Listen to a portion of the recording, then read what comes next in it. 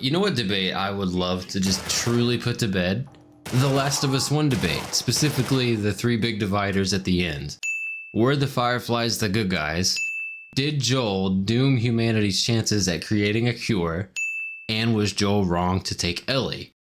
I'm going to give my answers to these, and then I'm going to follow them up with hard evidence I found throughout the game, only no TV evidence that proves them. First up, no, the Fireflies were absolutely not the good guys.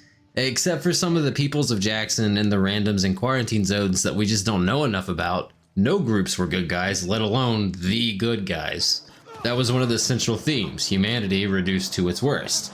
Returning to the question though, were the Fireflies the good guys? Let's take a look.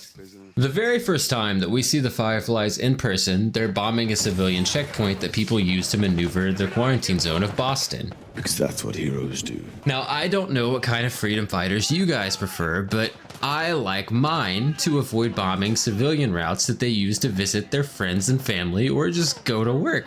That seems kinda terroristy. Doesn't work like that. Not to mention, they're just making these poor people's lives much harder by riling up their overlords. Next, Marlene comes limping up to our boy Joel and tells him to take a job, but hold on. Stop. Before we address that baggage, let's look at who she's seeking out before Joel. This guy Robert. Look, Marlene's in really bad shape here, right? Kid, I don't mean to upset you, but your friend's chances of survival weren't too high to begin with. So it's safe to assume that she was going to ask Robert to escort Ellie out of the city. That is a stupid idea. Since she immediately turns that job that he can no longer do over to Joel and Tess. Let's look at the character of this man that Marlene has chosen to do business with. He kicked off our little modern Boston adventure by having some of his goons jump Tess at the start. So he's betrayed Joel and Tess, and he's a gangster that put a hit out on a woman. I'm gonna say strike one. Next, we find a note where he swindles his own gang by selling them out to Fedra and then playing hero, being somewhat of a serial manipulator. Strike two. Next, when Joel and Tess run him down, he offers not to just betray the Fireflies, but we could just go in there, finish them off. We get the guns. What do you say? You know what? This Robert guy, I would trust him with my 14-year-old girl. So those are two pretty hefty strikes, but I don't think we can say that she empowers gangs everywhere yet. So let's strike this one from the record. So far, she only kills civilians on top of soldiers. Not that big of a deal. You what? Moving onward. Still with us? Next up, we have her second option for safely getting Ellie out of the city and delivering her to her peoples. Option number two are our protagonists, Joel and Tess. Let's go over these two. Joel is a murderer, a smuggler, and a former roaming serial killer. What do you know Know what? about the ambush? I've been on both sides. So, there were a lot of innocent people. Take that as a yes. I love our boy just as much as the rest of you, I swear, but off of that resume alone, I have to concur. My future daughter will have this man as her babysitter. Seriously though, you'd have to be pretty crazy and pretty desperate to ask this guy to watch your teenager. Remember, this is the leader of the heroes, and all of her allies have been ruthless criminals so far. Because that's what heroes do. Next time we get juicy information, we don't really even get to see the Fireflies involved. And that's for a reason. You see, in Pittsburgh, they got wrecked. And not by Fedra. You see, this place is where the Fireflies actually won the battle. And a lot of good that did the people. This is speculative, but they probably armed the criminal underground in Pittsburgh similarly to how they were working with the criminal underground in Boston. But I can't prove that. Instead, what I do have to go off of is one of the primary reasons that the freedom fighters of Pittsburgh took up arms against Fedra is because the Fireflies tried to draft these poor suckers directly into another battle. On this note, found near a Firefly's corpse, we read that a man refused to take orders to fight in another city from some Firefly leader on the other side of the country. This heavily implies that cooperation was forced, kind of ruining the whole premise for justice, freedom, liberty, and democracy, and it makes them the exact same as Fedra. Pittsburgh could have potentially been a turning point for humanity in the United States, a secured, walled quarantine zone outside of Fedra's control similar to Jackson, existing as a peaceful settlement under democracy and founded by the Fireflies. That would be a sick resume entry. But instead, they're just incompetent terrorists who usurped the local government and found Banditopia. Because that's what heroes do.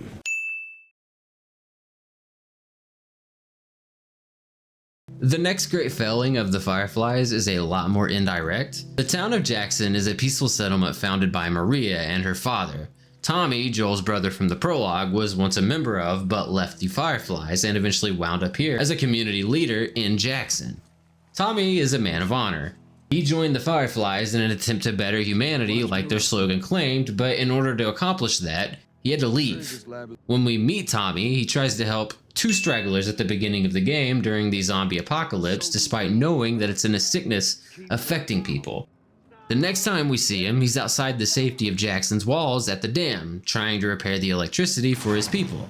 During that same encounter where he's fixing the electricity, bandits attack and he defends his people from harm by risking his own life fighting on the front lines with Joel. He even agrees to take Ellie to the Fireflies before Joel changes his mind, which is a lot to leave behind. Relative safety, leadership, his people, his wife, his family. Tommy is, without fail, always trying to help someone or better something, even at great possible detriment to himself. If the Fireflies had the world's best interests in mind, wouldn't people like Tommy be their stoutest supporters? At the end of the Jackson segment, Tommy points Joel towards Eastern Colorado University where the Fireflies had originally set up main base. They pass some neat little monkey flocks along the way, and this is where a bombshell is dropped at this abandoned lab. They say the tainted batch needs to be put down. You know what I say? I say screw that. Who made a bigger sacrifice than you, right? Anyone deserves to run free out there. Hey, easy! Shit. Oh no. It bit me. Oh my god. Oh my lord. There is so much to unpack here. The Fireflies are preparing to move, and we'll get to that shortly. They are ordering this man to put these monkeys down, and that makes sense. They're carrying the most dangerous infection in the known world to humanity. But this guy, he's feeling apathetic. He wants to set them free. What the fuck? He wants to set these things free to potentially infect other people? Look, it's sad. I get it. But they have to die. The ripple effect here would be insanity. It could be why there's more infected when Joel shows up in the dorms nearby. If just one of these guys bites someone, that guy can bite someone, and so on and so forth. You could have killed, and though it's a potential, it's still a hefty potential. It's a violent infection that controls brains. It's a pretty good chance they're going to infect something. I initially really wanted to point this out as pure incompetence, but then I thought about it and I realized, you know what, this still counts as terrorism because it's that fucking incompetent. It also turns out that these nearby areas are dangerous because they're infected out and about, thus prompting the residential change for the Fireflies and the monkey slaughter. Because, wow. Wow, really? They're infected here? At this bait? They're infected outside? Shit, I guess we'll pack up and move to where the infected aren't. Easy, problem meets solution, except... where the fuck is that? No, really, where is that? It's nowhere. That's why we're here. Researching a cure/vaccine in order to make places without infected. Wouldn't securing this place we already are be way, way safer than cross-countrying right now? There she is. Cut down some trees or like brick up some walls, make this a settlement. This place is, by their own admission, their greatest stronghold so far, the container of their most sensitive equipment and information, and it's been kept a secret from Fedra so far.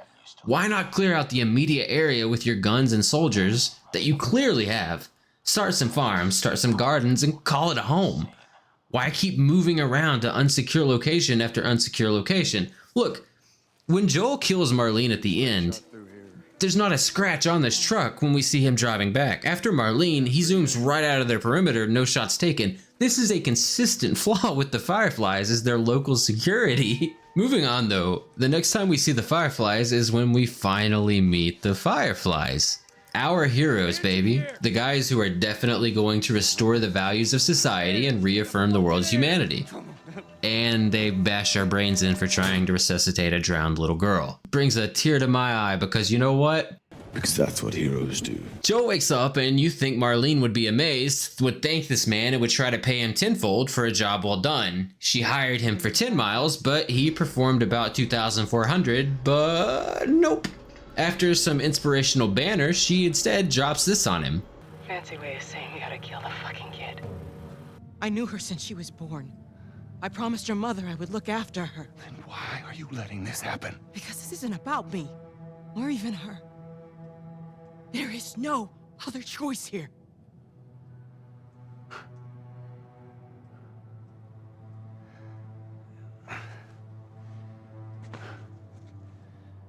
Yeah, you keep telling yourself that bullshit.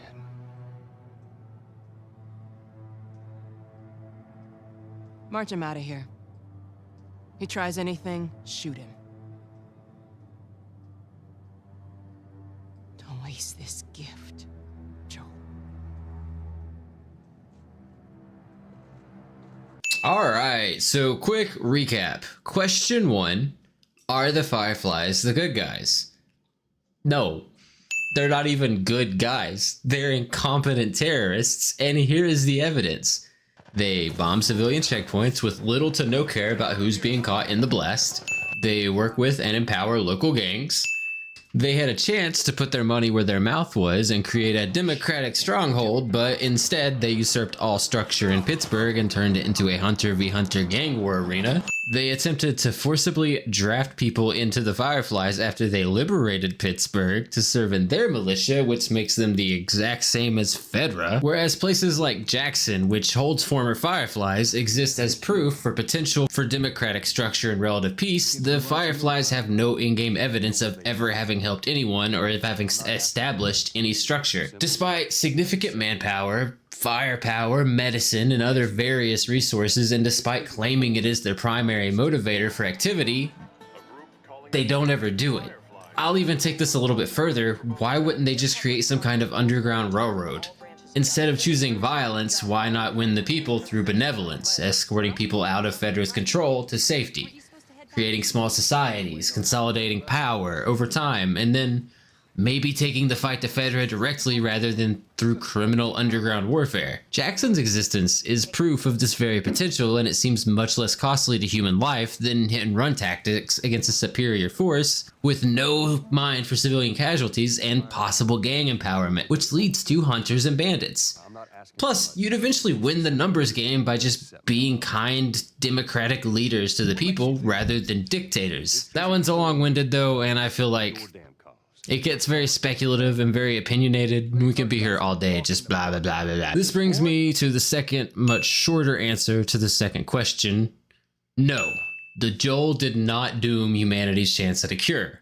Why? Because Ellie is actively still alive. You're telling me Jerry was the only doctor left out there? That he was more important in the efforts to make a cure than Ellie herself is? No. The Fireflies were dooming humanity's chance at a cure. Joel was out for a few hours tops. That's stretching it, but a few hours tops. I don't think Marlene waited by his bed all night and day for him to wake up. And as soon as he wakes up, he's informed that Ellie is about to have her brain harvested. Make it make sense. Did they do blood work?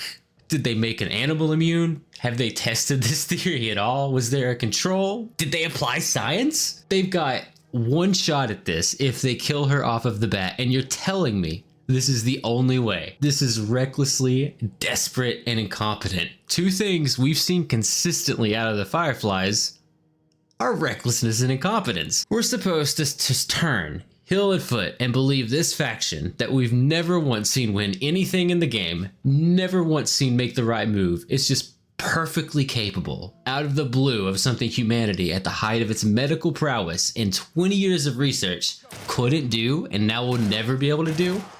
I just don't buy it. Let's pretend for a second that they are able to make what they would call a vaccine.